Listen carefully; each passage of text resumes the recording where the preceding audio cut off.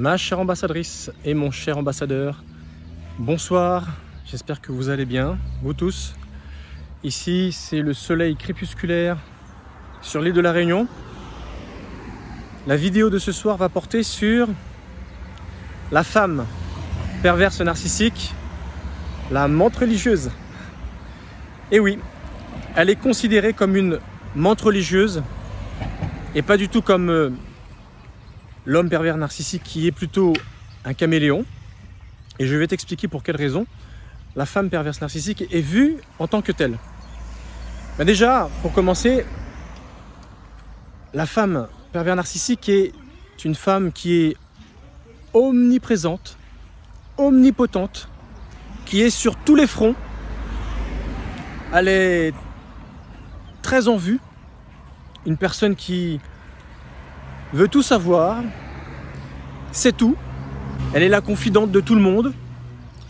Ça lui permet de savoir énormément de choses, surtout, autant impliquée dans la vie de couple que dans la vie des enfants, que dans la vie de ses amis, que dans la vie associative, que dans la vie de sa propre mère, dont elle peut éventuellement s'occuper, voire celle de son père, etc., etc. Tu l'as compris, elle est indispensable cette femme, et c'est comme ça qu'elle veut être perçue. Elle est partout.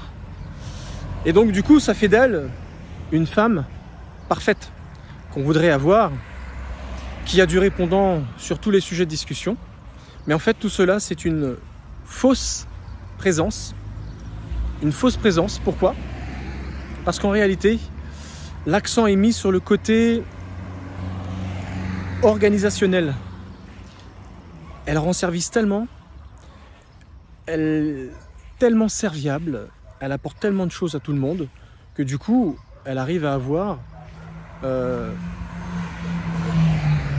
façon dont elle voudrait être vue, c'est-à-dire comme une femme parfaite, une femme un peu fatale également. Donc c'est pour ça que l'accent est mis sur le côté hors pair, pas comme toutes les autres femmes, c'est-à-dire comme on aimerait avoir chez soi. Mais tout ça, c'est un leurre, hein, bien sûr, tu l'as bien compris. C'est quelque chose d'attirant, mais qui s'y frotte, c'est pique. Et ça tombe bien parce que sur les tentacules de la menthe religieuse, il y a des petites piques, des petites pointes, que si jamais elle t'enserre dans ses prises, tu ne peux plus du tout t'échapper. Alors, la menthe religieuse perverse narcissique qu'est la femme, eh bien, elle opère avec 4 outils de base. Et ces 4 outils de base de travail, c'est le mensonge, le dénigrement, la dévalorisation et la culpabilisation.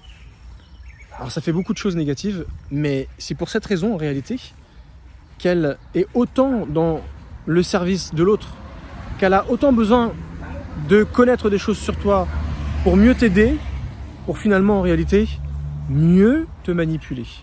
C'est son mode opératoire. Alors, la proie idéale pour ce genre de femme, pour lequel il est quasi impossible pour ces hommes d'en sortir une fois qu'ils sont dans les tentacules de la menthe religieuse, ce sont des hommes, des maris qui vont être gentils, ce qu'on appelle des maris bonnes pattes, des maris qui ont le cœur sur la main, des maris qui sont généreux, des maris qui n'aiment pas le conflit, qui souvent ont un manque de reconnaissance d'une manière générale dans leur vie. Ce sont des gens qui manquent de confiance en eux, qui ont un besoin important d'amour de la part de l'autre. C'est des gens qui ont besoin d'une femme maternante, très maternelle, parce que du coup, cela reflète le manque maternel et d'amour maternel et affectif qu'ils ont manqué lorsqu'ils étaient plus jeunes. Ce sont des personnes qui souffrent en silence, malheureusement, tu vois. Et pourtant, ce sont des gens, comme je t'ai dit, bonnes pattes. Ils sont altruistes, toujours prêts à aider, à mettre leur programme à défaut, trouver un temps pour pouvoir venir t'aider. Et ça, ils savent faire. Tu vois, ce sont des gens qui expriment très peu leurs émotions. Ils prennent sur eux. Ils souffrent énormément en silence. Hein. Ce sont des gens qui se réfugient souvent dans le travail parce que, à défaut de pouvoir exprimer ce qu'ils ressentent, ils ne sont pas très bavards, tu vois. Et le fait de ne pas avoir d'ancrage affectif, la menthe religieuse va en abuser parce qu'elle sait pertinemment qu'il n'a pas d'échappatoire. C'est pour ça que c'est quasiment fatal pour cette proie, parce que en fait, il est pris dans des tentacules pour lesquels c'est très difficile d'en sortir parce qu'il n'y a pas d'échappatoire. Et ça, elle l'a bien compris, la femme perverse narcissique. Et c'est pour ça que quand elle serre ses bras, c'est fini. Il ne pourra plus jamais s'en sortir. Malheureusement. C'est une personne qui, du coup, par sa gentillesse, on en abuse. Il est habitué à être dénigré, critiqué. Et tu penses bien que sa femme perverse narcissique ne va pas du tout se gêner pour en abuser, parce qu'elle aura bien vu que chez lui, c'est malheureusement une habitude qu'il vit et qu'il a vécu avant même de vivre avec elle. C'est quelqu'un qui a tendance à se culpabiliser facilement, à se justifier facilement. Et pourquoi il en est ainsi? C'est parce qu'il a du mal à gérer, à supporter lorsqu'une personne se plaint, lorsqu'elle n'est pas bien. Il a tendance, voilà, à se poser la question, qu'est-ce que je n'ai pas fait qui pourrait la rendre mieux? Alors qu'en réalité, il n'a absolument rien fait. Mais il a peur finalement du rejet et de l'abandon. Voilà pour quelle raison il a tendance à s'impliquer dans quelque chose qu'il n'a pas fait. Et c'est pour ça qu'il a tendance à se justifier, à se culpabiliser lorsqu'une personne n'est pas bien, se plaint de quelque chose. Et tu penses bien que sa femme, pervers narcissique, va outre mesure, beaucoup en abuser, malheureusement. Et à force de vivre cette situation, eh bien, tu l'auras compris, ça sera pour lui encore plus difficile à vivre, mais malgré tout, il va continuer à souffrir en silence. C'est ce qu'on appelle, tu vois, le fait de se culpabiliser, la faute sans nom. Vu qu'il n'est pas concerné, vu qu'il n'en est pas fautif, mais qu'il s'attribue la responsabilité, c'est ce qu'on appelle la faute sans nom. Tout simplement, s'il agit comme ça, c'est parce qu'il a peur. Il a peur de perdre sa femme, bien que ce soit son bourreau, il a peur de la perdre. Bien sûr, en évitant une fadeur relationnelle passée, pour lequel, bien sûr, il a déjà peut-être eu une vie sentimentale, mais qui était tellement sans saveur, il a peur de retrouver une relation fade. C'est pour ça que je te parle de fadeur. Parce qu'il préférera rester avec une femme qui le maltraite, qui est dure avec, plutôt que d'essayer d'apprécier une relation sans rebondissement. Tu vois, c'est un petit peu tendre le bâton pour se faire battre, on est d'accord. Mais c'est comme ça qu'il est, malheureusement. Il a du mal à vivre une situation tout autre, tout simplement parce qu'il a peur. Il a peur de perdre sa femme qui pourtant lui fait beaucoup de misère. Alors, la femme pervers narcissique, tu sais, cette menthe religieuse, en réalité c'est une meurtrière affective. Elle est même considérée pire que le pervers narcissique homme, parce que elle jouit véritablement de voir sa proie constamment à ses pieds, et voir dans le regard comme d'un toutou qui vient s'exécuter, eh bien, elle jouit de le voir à ses pieds comme une position supérieure. Tu vois à quel point c'est méchant. Et il y a une petite nuance entre l'homme pervers et la femme pervers que je vais t'expliquer par la suite. Mais avant, je vais t'énumérer tous les abus que la femme pervers narcissique n'hésite surtout pas à user pour maintenir sa position dominatrice, manipulatrice. Elle abuse financièrement. Elle aime la puissance sociale de son mari parce que c'est au travers de cela qu'elle s'identifie. Ça reflète son image d'elle-même. Et bien sûr, comme la sécurité financière fait partie des besoins fondamentaux en temps normal de la femme, eh bien, chez la femme pervers narcissique, c'est plus. Elle a besoin d'une grande sécurité, même trop grande sécurité financière, parce que tout simplement, ça va refléter l'image et la valeur qu'elle veut donner à son ego. Tout simplement. En fait, cette femme-là, elle se répète de l'argent de son mari. C'est pour ça qu'elle se mettra souvent avec un homme qui gagne très bien sa vie. C'est elle qui le dépense. Lui, il travaille, il gagne bien sa vie. Et c'est elle qui le dépense, tout simplement. Tu vois ce que je veux dire? Elle est beaucoup dans la séduction. La liberté du corps. C'est-à-dire qu'elle s'exprime énormément avec son corps. Pour elle, c'est un piège, en fait, pour lequel elle peut attirer les hommes. Et elle utilise énormément cela, parce que pour elle, ça va être un faire-valoir, un outil de travail qui va lui permettre en réalité eh bien, d'emprisonner. Alors que l'homme, à la différence d'elle, l'homme pervers narcissique, lui, il utilise la séduction. Il est obligé d'être en action. Alors que la femme, elle est beaucoup moins en action, elle est beaucoup plus, on va dire, passive. Mais, tu sais, un piège a pour objectif d'attirer. C'est attrayant. On se dit, qu'est-ce que c'est? Ça attire les gens. Ça attire l'animal pour être pris finalement. Voilà, c'est ça la grande différence. C'est que l'homme pervers narcissique est chasseur, il est dans la séduction, alors que la femme perverse narcissique, elle est en elle-même un piège. Elle attire vers elle. C'est ça la grande différence. C'est une femme qui a une facilité à la nudité. Ça ne la dérange pas de se trimballer les parties à l'air, parce qu'elle sait que ça va avoir un réel impact dans le regard de sa proie. Ça risque de provoquer des choses pulsionnelles chez lui, et donc du coup elle en joue énormément. Et quelque part, tu l'as compris, vu que c'est son piège, c'est son outil de travail pour continuer de toujours manipuler, jauger. Ah, il est dans cet état. Ah, apparemment, il a une petite réaction.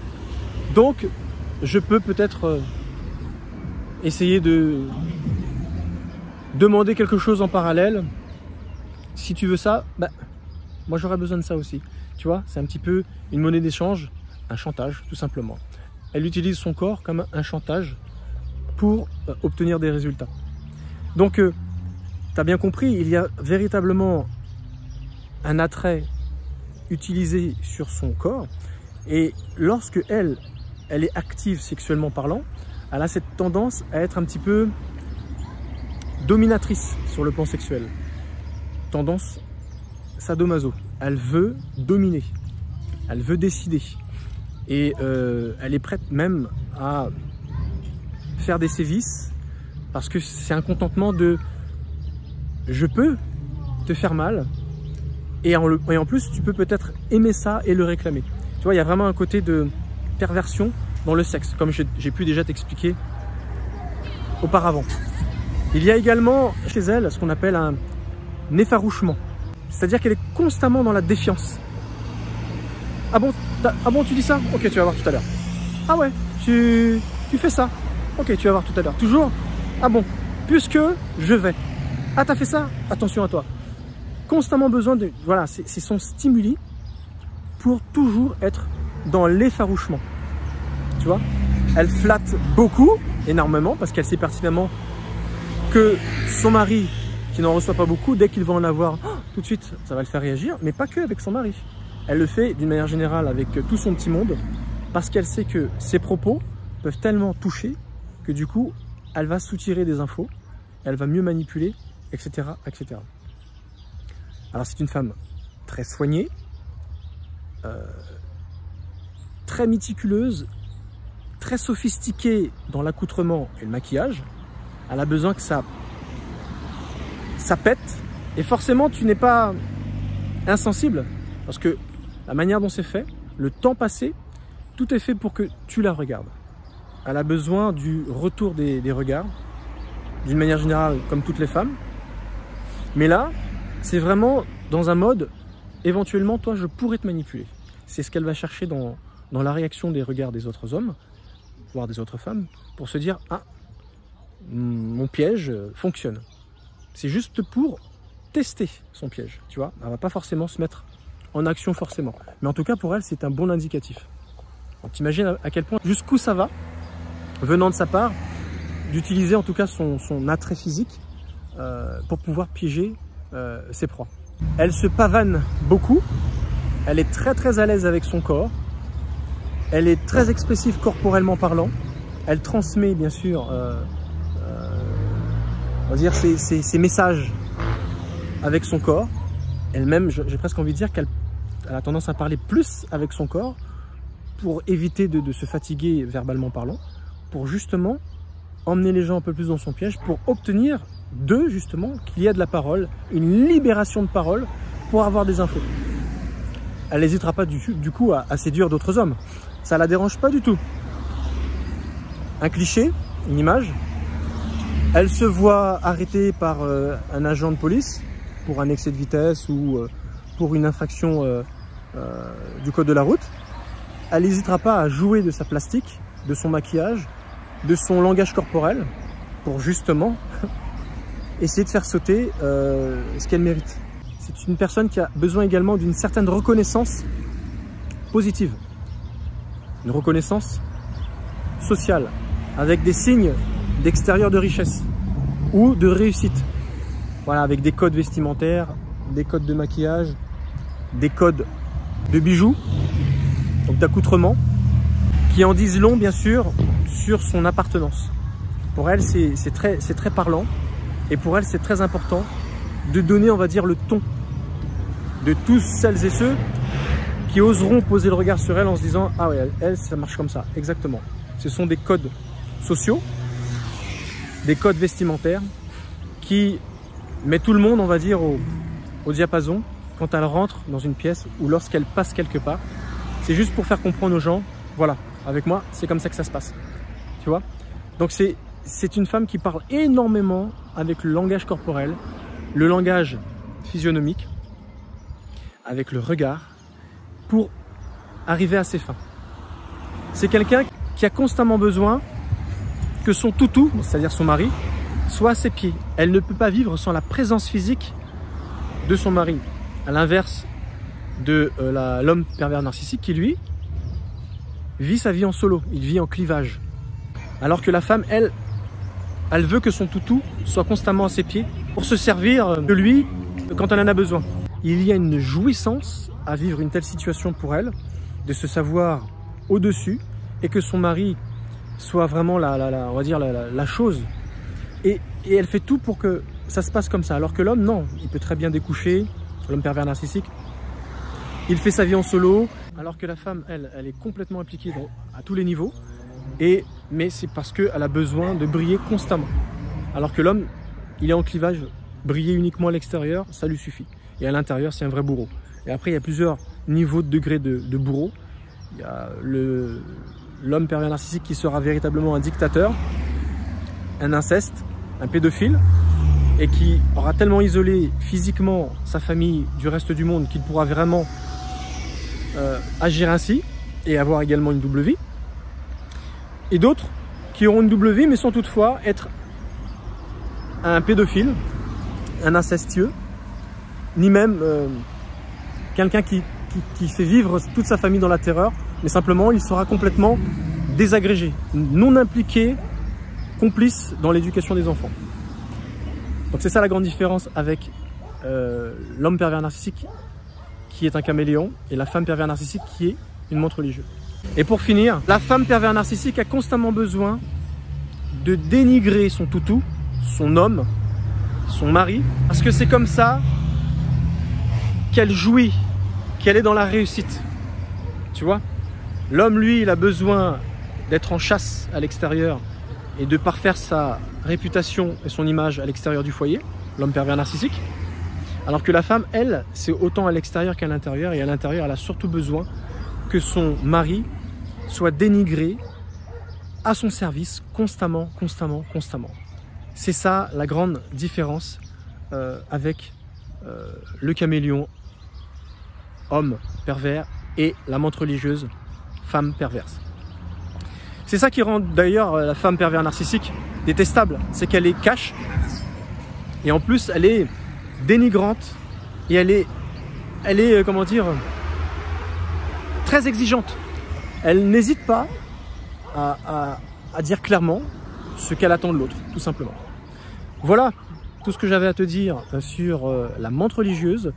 Donc si jamais tu es un homme doux, calme, une vraie patte, fais attention à toi. Pour t'en sortir, ça mériterait carrément un coaching pour te dire comment faire. Parce que ce genre de femme, quand tu commences à décider de t'en séparer, c'est pire que quand c'est une femme victime qui veut se débarrasser d'un homme pervers. Voilà pour quelle raison les femmes pervers narcissiques sont pires au niveau de l'abus et au niveau de cette reconnaissance et ce besoin de dominer l'autre dans cette jouissance de dominance. Je te remercie de m'avoir suivi. Je te souhaite une très bonne soirée. Tu vois, hein, le plafond est un petit peu descendu. Hein, je t'en ai pas rendu compte, mais le soleil est vite parti. Je te remercie beaucoup de m'avoir suivi. Un petit like. N'oublie pas le quiz pour pouvoir commencer à te mettre en action dans ta vie. Je te souhaite une très bonne soirée et à très bientôt pour une autre vidéo. Ciao.